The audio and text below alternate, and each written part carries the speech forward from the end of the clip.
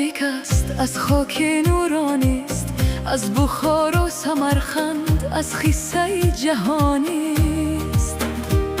از رودکی صدا، از نخستین شعر جان، از دل تاریخم آتشی جاویدان.